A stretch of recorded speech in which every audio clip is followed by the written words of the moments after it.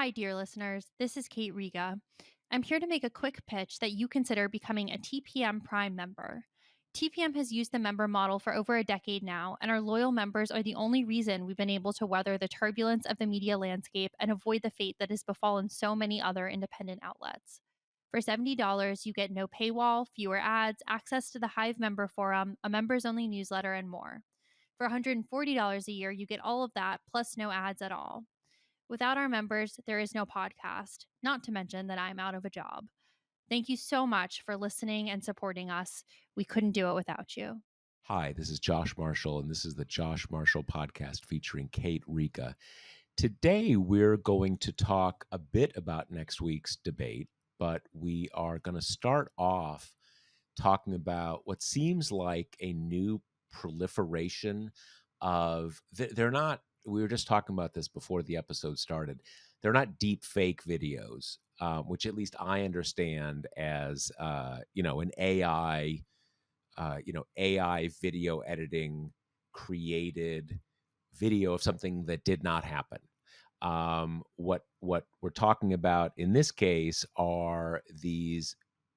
We've seen a rush of Biden, Biden incoherent, Biden frozen videos where in most cases it's like zoomed in or you take a little clip out of it and you miss the context. So is this a fake? Is it a deceptively edited whatever video? I know that one of these was, they had the recent commemoration in Normandy, France, I guess a week ago. And there was a big one circulating that seemed to show the heads of state all standing at attention, looking at, flags or perhaps a review of troops or something like this. And suddenly Biden just sort of turns around and walks in the other direction. So it seems like kind of like a senior moment or something like that. But what they don't show you is that there's these paratroopers coming down behind them, and he hears them, so he turns around and walks over towards the paratroopers. Right. So uh, there's a few different things to talk about here. Obviously, this is part of the it's part of so many different things. It's part of the Biden age discourse that we've been at for a long time. It's part of the Trump agitprop and propaganda assault. It is also part of the debate lead in, all of the kind of jousting and trying to psych the other side out and everything. But I want to start with, before I bring in Kate, I want to start with this issue of like, are these fakes or are they misleading, deceptively edited, stuff like this? My own feeling is they're fakes. And here's why I say that. Uh, there is a pattern that we see in our era in which you have one side just telling lies and making up a new lie every day. And we sort of saw in we saw in we the media reaction to these things has changed somewhat over the last few years. They would start off, Trump would say something like, they came up with 1 million fake ballots, and that's why I lost to Joe Biden. And the press report would say, Trump said that there were 1 million fake ballots, but didn't provide specific evidence for the 1 million fake ballots. And you're like, whoa, wow, he got 7/8 of his cake there, right? Didn't provide specific evidence, dude. It's totally a lie. This isn't like he at press time he had not he had not provided concrete evidence for the million fake ballots. And as we've seen, as there's been this evolution, because a lot of, I mean, there's many problems with press mores in this country, but at a very general level, if we are sympathetic to the people, to the reporters in question, a lot of the reporting rules, the sort of mores of press coverage, assumes that both sides are working in something like good faith. So if you made a claim, we assume that you're serious about the claim and that you at least think it's true or it's partly true. And so you're going to report it with some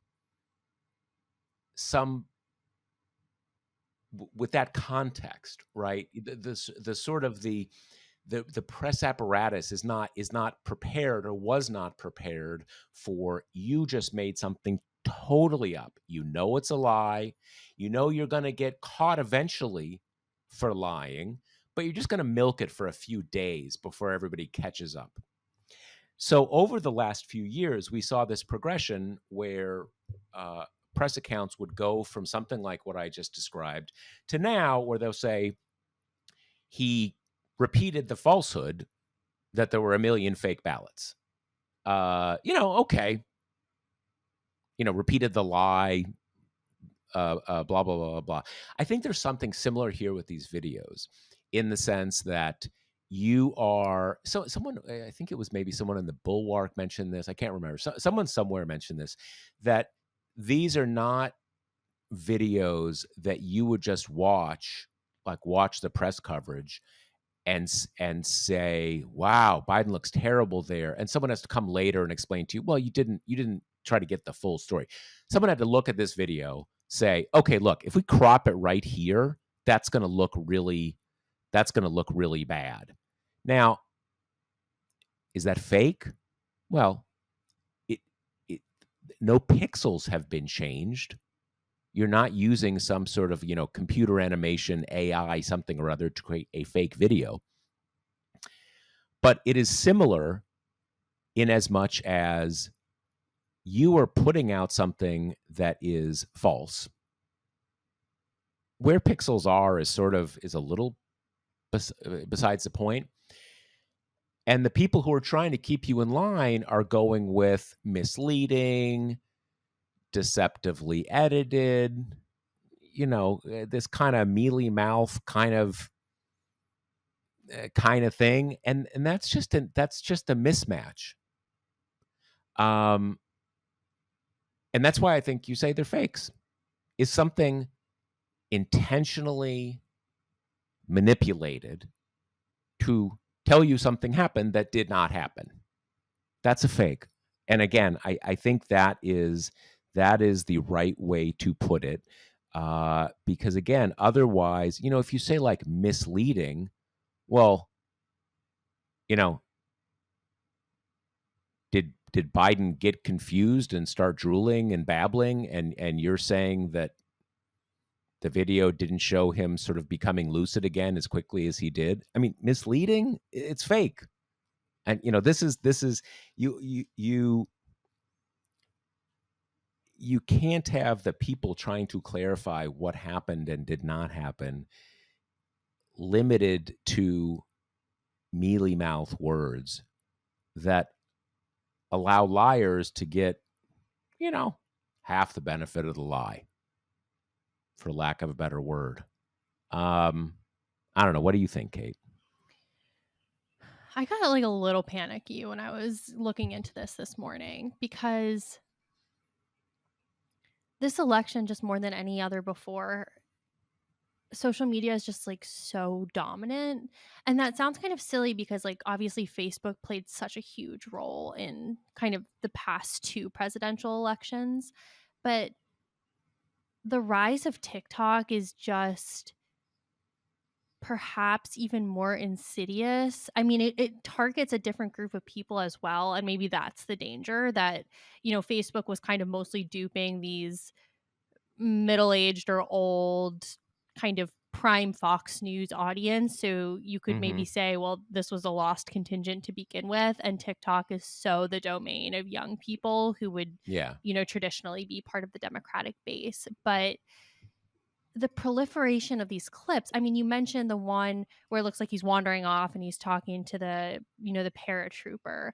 And then from that same little kind of D-Day trip he did, there was another big one where he crouches to sit down and he kind of Mhm. pauses mid crouch, and it seems like he's being polite. He's waiting for someone to finish being introduced before he sits.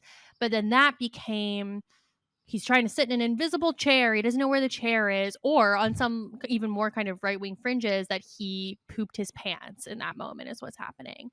And like there's also one at Juneteenth where he is standing and smiling and listening to music, and people around him are dancing, and it's a "why can't Mhm. he move" situation. And so, It's can I just say one thing yeah. about that thing? Like, it's funny. I got in a little tussle with a guy who used to sort of be, um, an acquaintance of mine, Byron, 20 years ago, Byron York, pushing another one of these fake videos, and I kind of responded to him in a kind of a very direct way, and then he did as a reply that video, the Juneteenth video, right? Mhm. And so I'm like, okay, got to watch this one to find out what the story is with this one. And I watched it, and like I kept watching, and I'm like, is this it? Everybody's dancing around, and he's just kind of there, kind of awkwardly, like clapping a little, but he's not dancing. And is he too, does he lack the cognitive ability to dance? I'm like, what am I even like? I don't even get the like. And so some of these, I at least get the idea, but here I'm like, okay, he's an old dude. He's not going to be sitting there like dancing around like this and everything. It just, it kind of shows, if you come at every one of these videos, you know, obviously he's brain dead. So let's just watch for, I don't know. It was a weird thing even, but anyway, go ahead with what you were, And then that was weird. there's one at the big, the kind of star-studded fundraiser they just did with Obama and Jimmy Kimmel and all that, where he kind of pauses before he leaves the stage, seemingly to like take in the applause, and that becomes he freezes. He has to be led off by Obama, right? That's a recurring theme that every time someone kind of like touches his arm to cue, it's time to leave or we're going this way, that becomes he needs to be led because he doesn't know where he is or what he's doing. Right. And the reason that I got panicky about it is just these clips, whether they come through kind of the RNC digital response team or kind of Fox News proper or Fox News casual, which are the kind of right wing influencers who, they have a feedback loop with Fox News.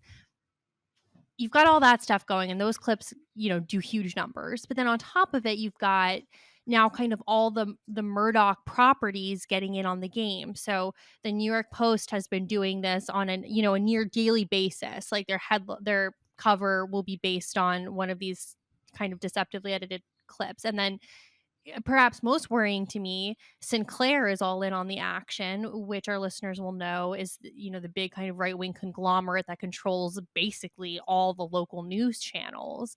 And I mean, And for they're clarity, the local news channels of the affiliates. right. So this could be the local ABC affiliate doing So this, not operating not under like an the yes, imprimatur of a valid news site. yeah. And, they're not even kind of trying to cover their tracks. Like they'll drop the Biden pooped himself story across all their affiliates at 9:24 a.m. Boom, the story lands on all of them across the whole country. These things, the right-wing influencer videos is all it takes to have a quote unquote news peg to have. So actually, that claim that they ran with, Yeah. that one specific, amazing, But amazing. there's been a ton of them, and Yeah, all yeah, it kind of takes is one right-wing influencer kind of sharing a deceptively edited video, and then that becomes packaged as a kind of valid on-air package alongside not completely made up news, right? So yeah. this stuff, I mean, it's everywhere. It's everywhere. And what scares me the most about it is kind of similar to after everyone decided that Ron DeSantis was weird, every single story written about him was about a moment of weirdness or awkwardness. Yep. Things like that that hook into something that has a grain of truth or is at least Mhm. widely perceived to be true, Well, look, he's that old. has He's staying old. power. We should make clear he is old. He is not as spry as he was even, 4 or 5 years ago. He has a stiff gait. So he's old. So it's not like this is like you're talking about uh I don't know, Chris Coons. And you're like, "Oh my god, he's losing it, man. He can barely like, he's just like a what, 55 or something like that."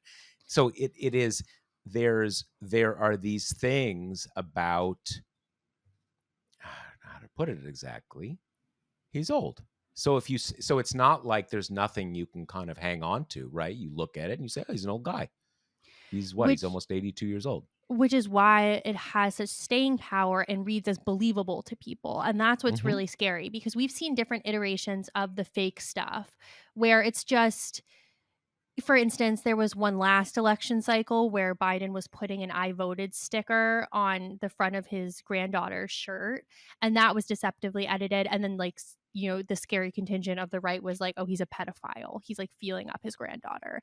And, I mean, that's horrifying in a whole different way, but that's not something most people are gonna believe. Like, you have to be pretty far gone to kind of buy that narrative. The old thing everyone believes, even people who like Biden believe it, right? So it's got to have more of a foothold.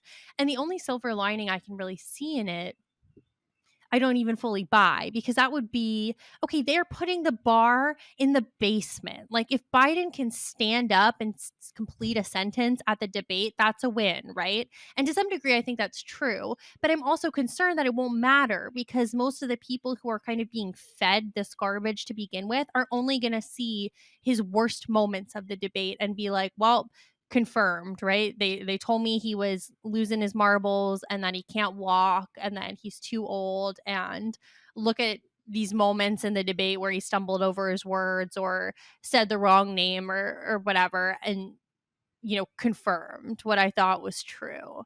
So Yeah. I don't know. I mean, it's not our first election cycle where this stuff is part of the mix, but I worry that the idiosyncrasies of this election cycle make them more powerful and more prominent than they've been in the past, especially as we're reckoning with the reality that, 2016 was kind of all about chastising the big outlets for not doing enough, like you say, to correct the lies, right? To come out and just say that's not true rather than these weird kind of beating around the bush methods. But now I think we're reckoning with the more scary reality that is, it doesn't matter if these videos get an AP fact check because the people who see that are not the ones who are believing them in the first place. I mean, our landscape is just so bifurcated. It makes this kind of stuff more powerful when people are confined to these silos where they're getting all their information from these, malicious actors. Yeah, I mean, for some reason, I'm a little more optimistic about it than you are, but I would almost say my optimism isn't so much optimism, is that I have, uh, I've baked in what you're saying, right? That this this is the world that we're living in. So it's not that I'm more optimistic about it. I'm kind of taking it for granted, and I think I first saw this, or the prism. I have two teenage sons. Um, they get their news from TikTok. I mean, I wouldn't even say they get their news. They don't get any news. It's just that things that are news adjacent show up occasionally in their feeds, and that is their exposure to them. And I think at some point, I don't know how much recently, at some point during Biden's presidency, uh, I noticed that my older son was when we would talk about Trump and Biden, he would say, "Look, Biden's pretty old, isn't he? He's kind of, I mean, and again, Biden is old. Like, let's not you know, let's be real about that point. But it was clear that his only exposure to any of this were these videos. And that is, I mean, even I would say, to the extent that I'm exposed to them, I am somewhat immune to them because I've seen a million times every one of these things. You wait a day and it turns out, oh, they cropped out, just whatever. Like I'm it's not my first rodeo, right? But even I have to, sort of go to some length to see what the real story is. I mean, it's just in human nature. Seeing a picture that appears to show someone confused and doddering, that takes 5 seconds to absorb, right? And it is a resonant and easy to understand part of the human experience when someone is in profound physical or cognitive decline. Uh, Inevitably, even a good, quick AP fact check is going to take 2 minutes to absorb. So it's an imbalance, and that's just the kind of the world we're in. And I mean, then you mentioned before about Facebook. So the thing about the 2016 era Facebook thing is that, to a certain extent, you are radicalizing a community that was already somewhat lost for one side. Not totally. Obviously, there are people at the margins, all that kind of stuff. Um, but with TikTok, it's clearly going to a very young demographic, and look, it's true. It's true. It's pretty. And look, I think that is why we're at where we're at, right? I mean, why this is a kind of a close run election. When we have, one guy who's done a pretty good job versus another guy who should be in prison, right? I mean, we're really far away from where we should be, uh, and that's bad. And to a certain extent, at least the Murdoch empire stuff is not new. The kind of organized use of lies as the kind of a core, as the sort of the core function of a news organization. That's we've been living in that for 20 years. The Sinclair thing is, we've also been in that space for a long time. One of the big things all the way back in 2004, the Swift Boat documentary. I forget exactly whether that ended up airing, but that was Sinclair. They were, I don't remember how that, I'm sure someone will write in and remind me. As that whole Swift Boat thing was happening, someone had, some wing of the RNC basically had made a, not literal wing of the RNC, but, basically, had made like a Swift Boat documentary about John Kerry. And Sinclair said, all right, yeah, cool. We're going to run that 3 days before the election on all of our stations. you know and everybody was just gobsmacked, because, like, how could that happen? How did you end up being in control of all of these stations? And there are many people are, to some extent, sophisticated about what Fox News is. They may still watch it, but they know it's the right wing station. And if you're like in Denver, and again, I don't know who Sinclair owns in Denver, and you're like, hey, this is on the ABC station, it must be somewhat legit. But yeah, it's a thing, and it's not good. And I do really wonder. There's you have moral panics about novel forms of media are the oldest thing in the world, and I always try to be a little wary and skeptical when something like, TikTok, but I do still wonder how much of how much of the TikTok thing is that they've got a really good virality engine. Um, they have a really good system to go with what is engaging. You've got a lot of right wingers there who just sort of flood the zone, and this is what happens. Versus, is this a little more planned? Is there a little more here? Um, and I don't know the answer to that. I really don't know, and I wish we knew more about that. But I do come back to, it is, given how that platform operates, it's it's pretty worrisome that a reasonably hostile foreign power owns it and is clearly in charge of it. Like, not just kind of like it's owned by Chinese citizens, but they have this. I mean, at the point at which, I don't know what's happening with this now, but after they passed, before the U.S. was going to pass this law saying it had to be turned over to a U.S. owner, blah blah blah blah, the owners of TikTok were basically saying, we'll just lose the value. And that was sort of like, that told the tale.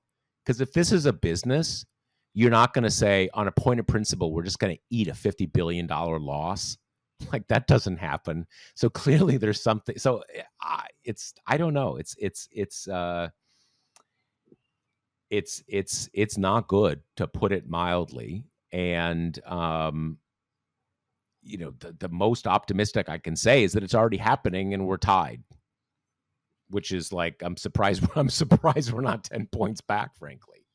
The timing of it is just interesting to me because it's not like this stuff hasn't been happening, as you say, throughout, but it does feel like there's been a flood of it lately, kind of starting with that D-Day event, which is interesting because it's not like Biden kind of wasn't Got super anywhere and ancient. then he Yeah, came yeah. out and then all of a sudden they're like, oh great, we have fodder for this. Like, he's been doing stuff, right? That's one of the White House's biggest points of agita, is that he Hmm. has been doing a lot of interviews and a lot of events and they get zero coverage. And it feels like the D-Day event was the pushing off point where all these different kind of wings of the same effort were going to work in tandem and really try to blast this stuff through the airwaves.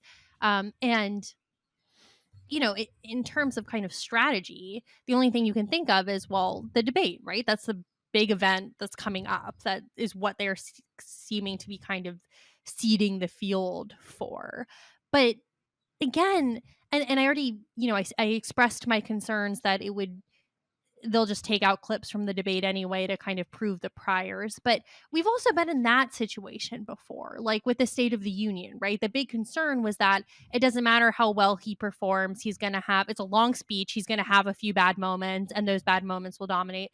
And that did not really transpire. Like, it's not a situation where Fox News was like, yeah, okay, we admit it, he did good. Like, no, of course not, right? They're still going to focus on the bad stuff. But it didn't kind of birth this total misconception that the speech was a disaster, which still shows like the limitations of this kind of approach. Like, as you say, they've been doing it for years and obviously they haven't won every election. So it's not a perfect strategy. And with something like the debate, which is going to be a big deal, it's going to get wall to wall coverage everywhere. It's going to be the kind of story that permeates even to people who don't pay attention. And there's been a number of polls and other relatively rigorous means of prediction that a lot of people are going to watch it. A lot of people who have not been tuned in plan to watch it.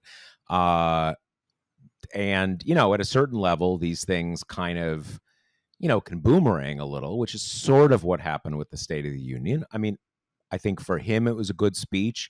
He's not a great public speaker, never has been, so it's not like it was a great speech, but it was just a solid speech, and it really did deflate a lot of that conversation. Now, some of that was the conversation among Democrats who were just afraid of their own shadows. Um, yeah. I mean, there's a couple, I think, ways of looking at this. One is, well, let me back up a little. One thing that can happen is you have one of these videos, it takes off, it is seen as landing a punch and everything, and then you've got every kind of right wing kid with some time on his hands and access to uh, Final Cut, watching a lot of videos and trying to come up with something. And so in those things can have a sort of a deep virality in themselves, right? They kind of see the one proof of concept and then they do their own. I do think some of it is probably, and people are sort of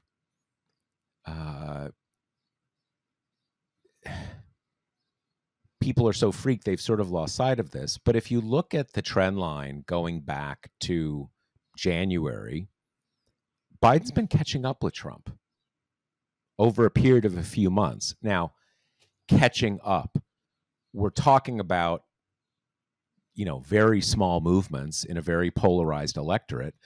But I think at some level it's happening because the Trump people feel like they need to do something. They need to, they need to up the ante a bit. And as we know, again, this felony conviction has not been great for Trump. That, I think, is the biggest thing. That's hurting Trump. It's there's no question that it's hurting Trump. And so they're trying to put something else onto the field to, to even that out. And one point we haven't discussed though, and this is something fairly integral to this election, these fake videos, the questions about the electorate. These are going to very tuned out people. I think if people who are Biden supporters see this stuff on TikTok and get worried, it's because they're thinking of people who only watch TikTok. They don't watch any actual news, so they don't have any counter to this. And as we've seen in the sort of endless polling conversations about this election, this is kind of one of the big topics in this election. You've got this very disaffected part of the electorate that is demographically, historically part of the Democratic coalition. They're non-white. Disproportionately non-white. They're very young. These are sort of normally the ground troops of the Democratic coalition, and they are the ones who are seeing this. And then you kind of say, well, okay, but do people who don't watch any news and their only exposure to news is sort of like accidentally on TikTok, are these people going to show up to vote? Very big question. And I don't know, the TikTok thing. At one level, there was something very jingoistic about this whole move to basically force TikTok to either sell itself to a US company or segment the company so there's a US TikTok that is under control of the US, all that kind of stuff. And with a lot of backdrop about we're being manipulated by the Chinese communists, and all of this stuff has a kind of a wild antecedent to it. But China is a rising great power. Why wouldn't they use that to, deepen the political fissures and the sort of the political crisis in the United States? And I don't know. That doesn't mean they are doing it, and we do a pretty good job of doing that ourselves, right? I'm not even sure they need to kind of add on. But I do wonder about that, and I don't feel like I don't know. I have not seen the kind of information that gives me any kind of confidence that I am learning what is actually happening there. And maybe it's because no one really knows. The other thing I was going to say is that part of the reason why I think it'll be harder for them to distort the debate performance is that it's on TV. And if there's one thing that we've learned, like for real, this election cycle, it's just that things that are filmed are different. Obviously, that's the base of the distortion as well. But like, look at Trump's trial. I mean, it didn't permeate at all. And that's because it was only in print. Now, of course, that means they could take clips from the speech, but it puts it in the greater universe where you can't avoid quote unquote more balanced coverage because it's all going to be out there. You know, there's going to be distorted clips and there's going to be kind of his strongest clips and there's going to be some kind of treatment of like the biggest moments of the debate and all that kind of thing. So it's all going to be existing within that landscape. And to the TikTok point, it's so encapsulated in the kerfuffle over making TikTok sell itself, which is the communication around that was just putrid. Like it came out of nowhere and the lawmakers were all of a sudden like, yeah, we're going to do this for security reasons that are classified and we can't share it with you. And so to an, you know, even to me who's like way more plugged into this stuff than, you know, probably 99% of Americans, I mean, it seemed troubling. It seemed like this sudden kind of hostile government takeover. And like you said, it seemed jingoistic, it seemed nationalistic, it seemed aggressive, it seemed like kind of out of the clear blue. And I really think it was more likely because the senators all got classified briefings and it was scary and they were like, we need to do something about this. But then they just didn't communicate it in any way. And then you kind of had the bubbling up of young people kind of slash people who are claiming to be the mouthpiece of young people being like, but we like TikTok, right? And then it was just a mess because there was no clear communication on that point. But I mean, I wonder if that's just how it is that we go through these cycles where one social media platform or another is really prominent and has a lot of power and as always does dangerous things with that power because the people in charge of these sites, you know, preserving democracy is not like anywhere near the top of their list. And then it's only kind of as the site fades in popularity that we kind of put together all the pieces and have these kind of retroactive like, wow, Facebook was really damaging the Democrats in that cycle, you know, as it's kind of becoming the obscure land of just people's kind of aunts and uncles and nobody else. Yeah, and there was someone asked me a question along these lines, and it brought me back to I mean, one thing with TikTok is some of this conversation is, you know, is the Chinese Communist Party using this platform to manipulate the US electorate, all this kind of stuff. But as it was with Facebook and Twitter, anybody can play, right? I mean, I'm not sure you need to be controlling the algorithm. You can just set up shop and, you know, everybody can get involved. I mean, as we have noted, we do a pretty good job of doing this ourselves to ourselves, right? Um, so with this person asked me this question that brought us back to this basic question of, do these social media platforms have something about them? Is there something about the you know, the platform, the medium, that is inherently friendly to the right? You know, because look, it's not like there aren't people with left-wing political agendas out there, um, who want to push things. I mean, you can obviously it, it's not inherently right left, but uh, pro-Palestine activists have, you know, made huge hay using TikTok. So a lot of people complain, but the question is, I do think there is. We have talked about a lot on this show the way that left and right these days is often a little less relevant than populist authoritarian versus civic democrats, right? That sort of polarity. And I do think that these platforms may be inherently more friendly to populist authoritarianism, right? I mean, there's a reason why the big, um, the big mid 20th century dictatorships were very big into, kind of Wagnerian, Leni Riefenstahl kind of pageantry and stuff. It's not, that wasn't a kind of an FDR kind of thing in the same way. Right. I mean, same reason why those kind of movements always go after the intelligentsia and everything, right? I mean, they're sustained on a diet of kind of visually attractive junk food to distract people from the substance. I mean, yeah, it totally makes sense to me that it's a cleaner fit with that kind of movement than one that is boring and wonky and policy oriented, right?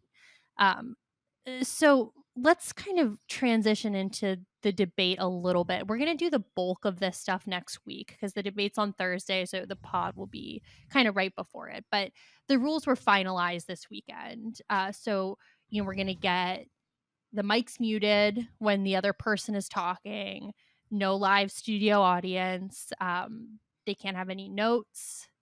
Then more mundane things like we're going to have 2 commercial breaks, there's going to be a coin flip for the podium, that kind of thing. So that's all kind of set in stone. And it's really interesting to me that Trump was so eager to debate under these parameters, which were all requirements of the Biden campaign, because I think they really hurt him. I mean, I really see them deeply It's a bad format affecting for his him. It's a bad performance. format for him. Yeah, no, Right. I there's no mean, no question. crowd, which is so his thing, right? In the past, the crowd has kind of covered his complete lack of ability to like actually answer the questions by just kind of going bananas whenever he's like a dick to the moderators or the other person. The interrupting thing is his number one kind of debate hallmark and strategy, which is you don't really have to be poised or articulate to any degree if you just fluster the other person out of being able to be. So, I mean, I kind of think to some extent they're drinking their own Kool-Aid a little bit. I think they might be so stewing in this world of Biden's mostly dead that they're believing it to an extent that it's not quite true. Well, I think I was a little unclear on this. I mean, most of these, maybe things like the commercials are new, but most of these major rules were agreed to on day one. They've been, That's right. finalized now. But the lack of an audience, the cutting off the mics during when the other person is talking, those are a really big deal. Even when obviously Trump likes it best when he has a cheering section in the audience. That is key for him. But even when he doesn't have a cheering section, if if you just think about him on a stage, it is just inherent in his whole thing to be interacting with the audience. Even if he says something that gets boos or that has people say, ooh, even that is, oh, you think, kind of I'm playing the heel, like he doing a heel turn in wrestling or something. It's when it's just the four of them, if he's going, doing his little kind of, eye rolling and all of his stuff, it just plays very different because like you're going to have Dana, I'm sure Dana Bash is going to do some stuff that's going to drive me crazy, but she's not going to be impressed if he's like sticking out his tongue or doing nonsense like that. Everybody's like, dude, what's wrong?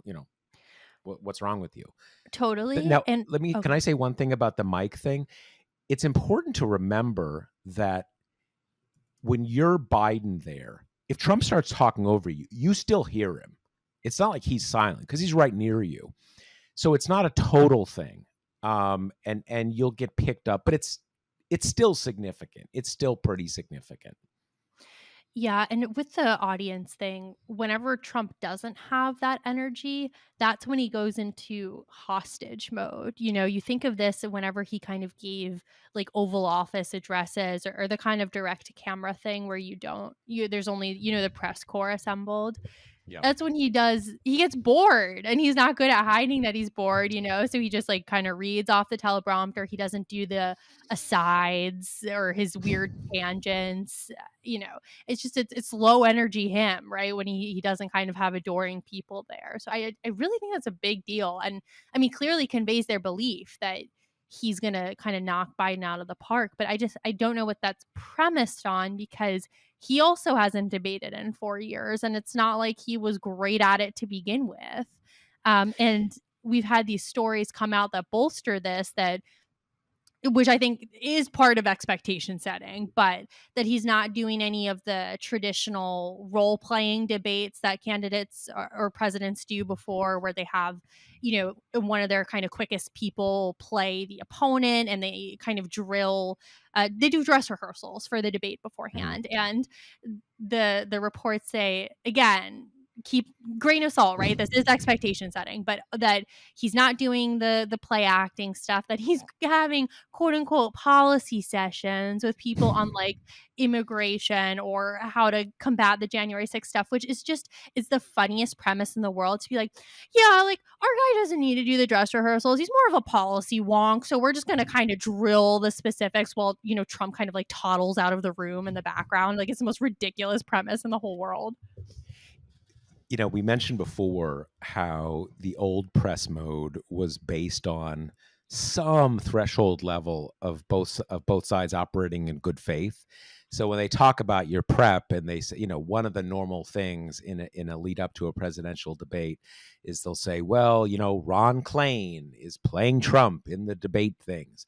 And so you figure, like, okay, I guess that means Ron Klain is playing Trump in the debate sessions. But clearly, this idea, yeah, he's boning up on policy. Dude, give me a fucking break. No, he's not. Like, that's so absurd. And the one thing I will say for Trump is that he is someone who can wing things. To some extent, that's because he makes his own rules. It's not that he wings it and you're like, man, I thought he was seems like he'd prepared a lot and he was winging it. Well, it's not that he seemed like he was prepared a lot. It's that Trump has a way of saying, I'm redefining this. This is a winging it thing. And you're going to judge me on that basis. Um, I I have a slightly different read of this. I think that they got bullied into this debate.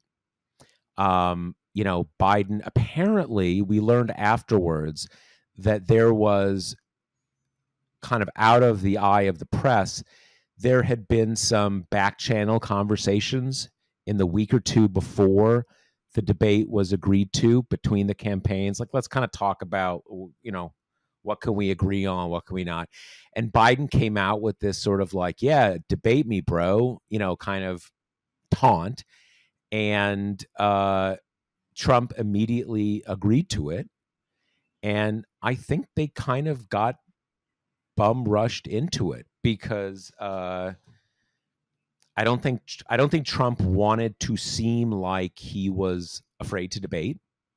They've been demanding debates, uh, and Biden put it out there and said, "This is the one this one with this set of rules," and they just agreed to it. And again, if I'm Trump, why do you? I don't know. I I think, like I said, I think they got kind of bum rushed into it. Um, Yeah, and there you go. it doesn't make full sense to me, because I think if Trump hadn't wanted to debate, there are off ramps he could have taken that would save face. Like, all he would have to do is say CNN is fake news and they're not going to moderate fairly. I'm not doing this unless it's Tucker Carlson and Cat Turd, and it's like, that's that. I half agree with you in the sense that I mean, I have been picking up some vibes in the last couple days that I'm starting to wonder if he's going to show up for this, if they're sort of laying a little groundwork for maybe some drama. But to your point, if what I was saying was true, why hasn't he tried to add some debates or do something to get out of it? Because it's not like, because it doesn't really ring true to say, oh, Trump just made a bad call, but now he's got to live with it. Those are the rules. Well, that's not, I mean, who am I Right. kidding? Right. That's not how it works. So yeah, I don't completely know. Look, I think that we know that Trump has a very high confidence level in himself. Um, and I don't know. To some extent, you're probably right. But I also think that the nature of these debates, it is always the case. Like I saw someone talking about debates, like when was the good debate? How do you judge them? Well, no one judges them on anything. They Each candidate goes in with a set of preconceptions they are trying to overturn, or confidence they are trying to instill. I don't think Biden has to run circles around Trump. I think Biden just has to seem coherent, decent, and talk about a few of the things he's done. Is that going to win him the election? I mean, I don't know that by any means, but you can rely on Trump is going to. I mean, look at him. He's feral. He's out of control, right? You can. He is going to be him, and that is going to bum a lot of people out. And I don't know. So it's just I don't think Biden has to win the debate, whatever win means. I think he has to do those things. And we were talking about before, like whether you're worried about, are they going to do the deceptively edited blah blah blah blah blah. I think this gets to what is important about a State of the Union or a debate. Lots of people are going to watch this. Lots of people who are not plugged into politics at all. They're at least going to tune in for the first part of it or something like that.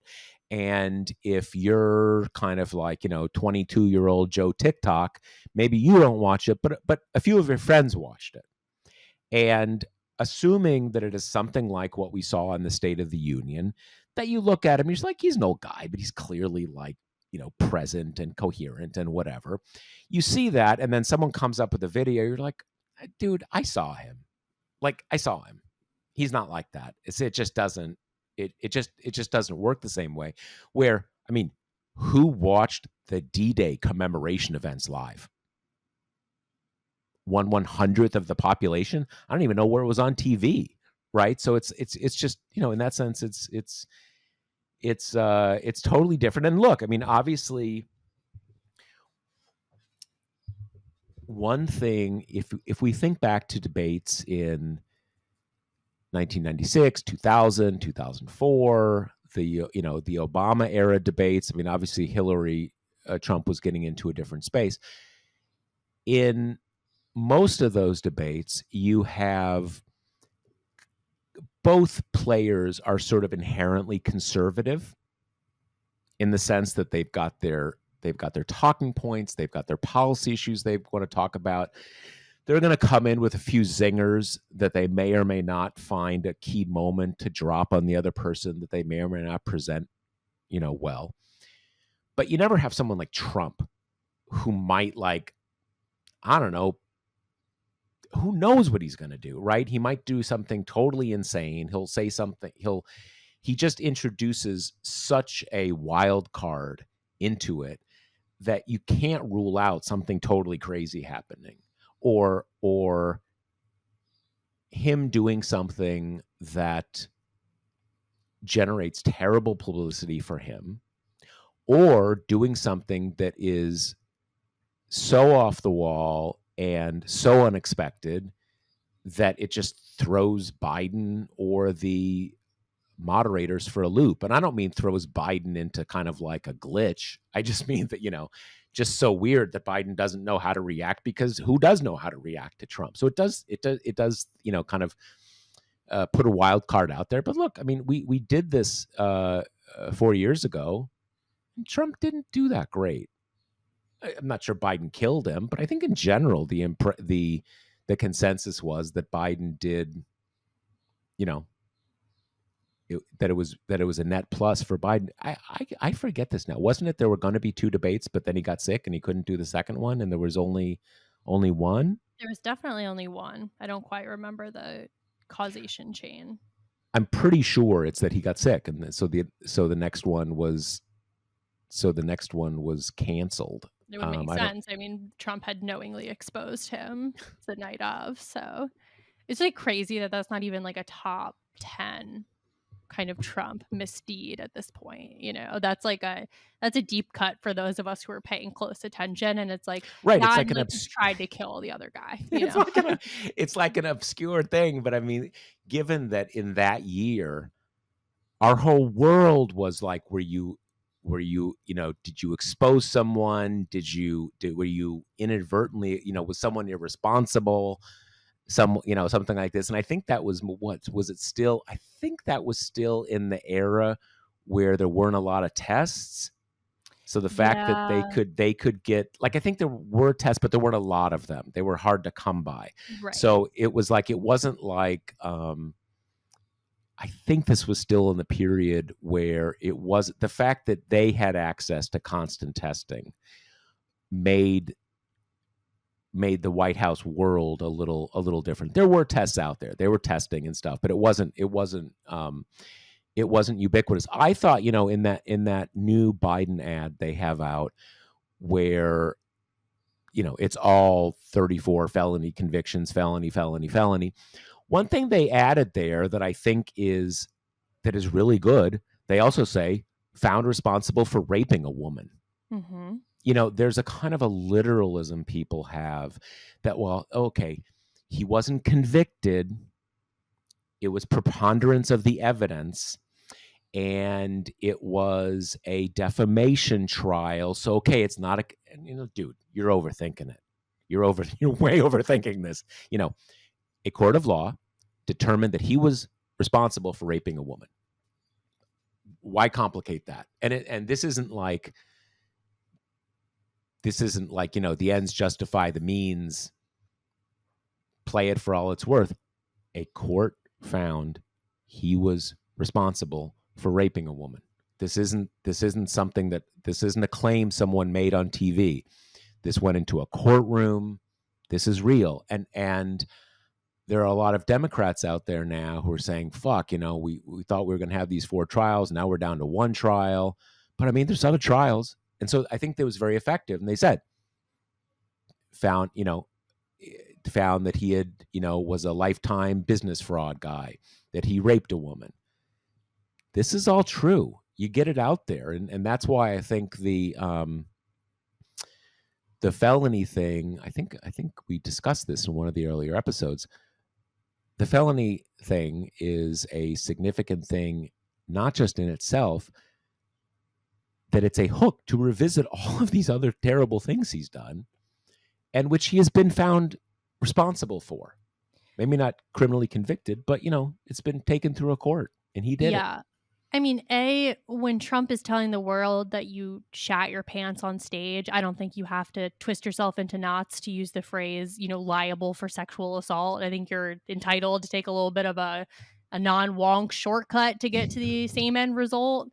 And then B, the only reason that the E. Jean Carroll trial is so weirdly considered this, like, minor god and the pantheon of Trump crimes is just misogyny. I mean, both in the press and in the greater society that find, we have all of these prominent men who have been accused of, raping or assaulting or harassing women. And that was not an impediment to them getting on the Supreme Court or getting to Congress or becoming an anchor at a major network. So we're all kind of primed to think like, well, that's not going to be the stumbling block that keeps him from the office, right? I mean, particularly Trump, who's been accused by 25 women by this point, right? I mean, it's almost like it's more part of his appeal to his own base than anything else. But it's a really big deal. And that attitude made it people were conveying to the public, this is a minor deal. This isn't going to be the one that keeps him out of the Oval Office. It doesn't really surprise anyone. So like I don't think you have to spend time worrying about it.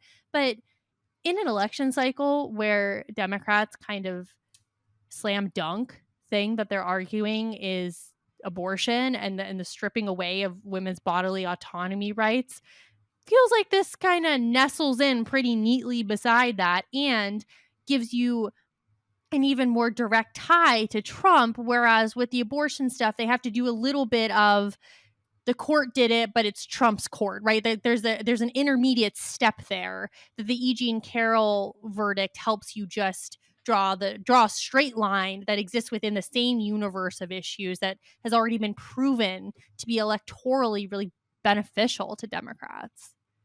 Let me make one other point that I think is consistent with your point, complementary to your point, but slightly different, that there are many prominent men, scandals, Me Too era, pre-Me Too era, where there are a number of accusers that say this happened. And in those cases, most people think, well, it wasn't just one accuser who knows a single person. It's multiple accusers. So people basically think, okay, it's probably true. But I think many people, even some people, even apart from misogyny, think like it's still an accusation, right? It's still an accusation. So when we say it's a civil trial, it's actually a pretty big deal for a formal judicial process to decide the evidence says he did it. We do something called reasonable doubt because we rightly want to set a very high bar for putting someone in a cage, taking away their liberty for some significant period of time. You really have to say, there's no other way to look at this evidence besides that person being guilty. This standard in a criminal trial, it's preponderance of evidence, 50-50, that's not nothing.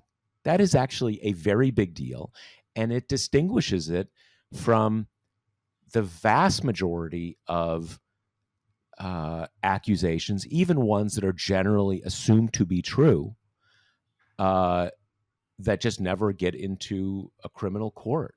So I do think, again, there's a way that Democrats have sort of gotten a little scared off. Well, it's not beyond a reasonable doubt. Well, again, the vast majority of these accusations never get in front of a criminal trial at all. We just, we rely on these things like, did someone seem credible? And I mean,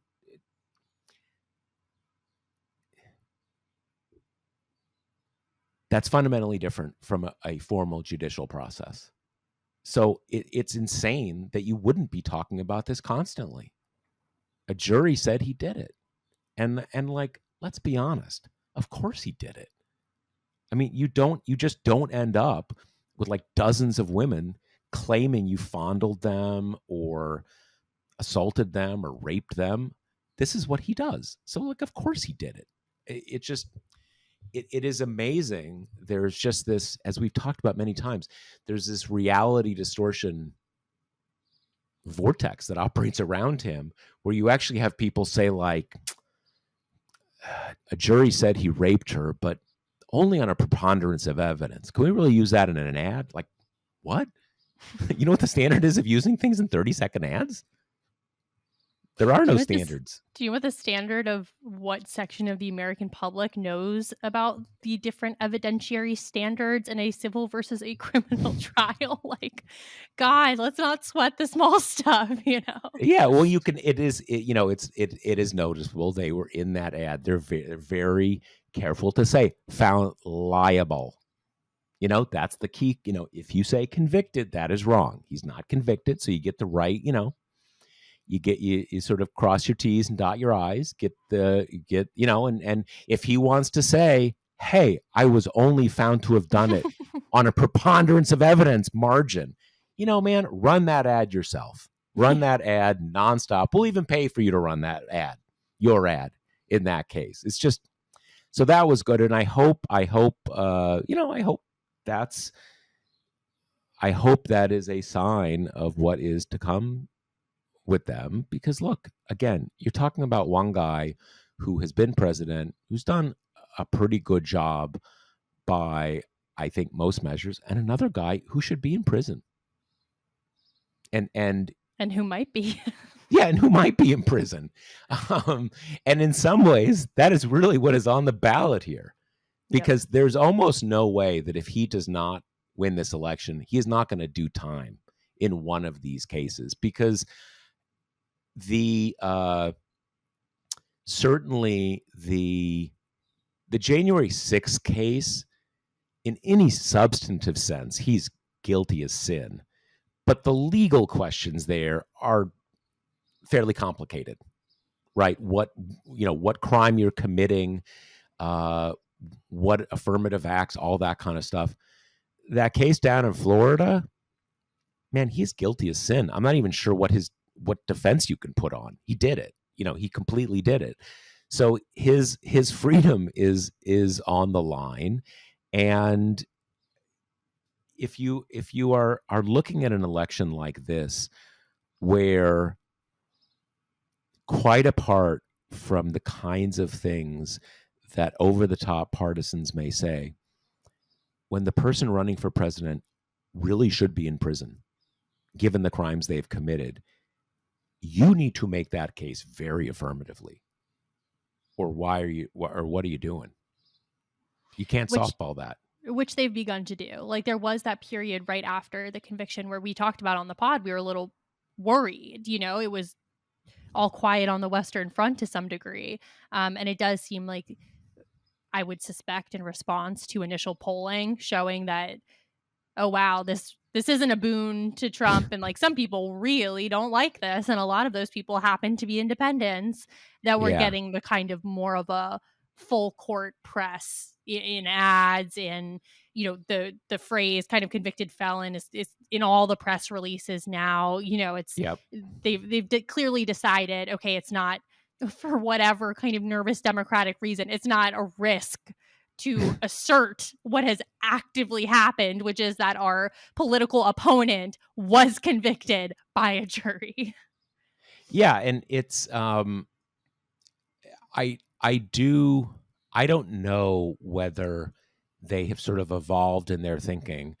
I think it is often easy to lose track of the fact that there can be a reason to kind of go dark for one day, to let it sink in without Trump or whoever is involved able to say, look, they're putting out press releases on it on day one to kind of let it sink in. There is a logic to sometimes you give it a little time, let it sink in, and then you start hitting. Having said that, I'm not sure that was actually the evolution. I think that they may have actually been a little spooked at first, and then there was as you say, there were polls, there were a lot of sort of political influencers saying, what the fuck, Right. like, what are you doing here? You gotta make the case. Yep. So it's good to see that shift. So we'll talk more about debate stuff next week. It's going to be all anyone's talking about. We're Yep. going to, obviously, we'll be covering it live. We'll be live blogging. We'll all be kind of gritting our teeth and white knuckling through it together. So I think that's where we'll leave it for this week. Yep. I think that's right. We're going to go full Thunderdome on the main event next Thursday, and we'll preview it for you on Wednesday. And that, I think, is what we have for this week. Yep. Talk to you next week. The Josh Marshall podcast is hosted by me, TPM reporter Kate Riga, and TPM founder, editor-in-chief Josh Marshall. The show is produced by Jackie Wilhelm. Thanks to Why Not Jansfeld for our podcast theme song, and thanks to all our TPM members who make this possible. Rate and review us on Apple Podcasts, and subscribe wherever you listen.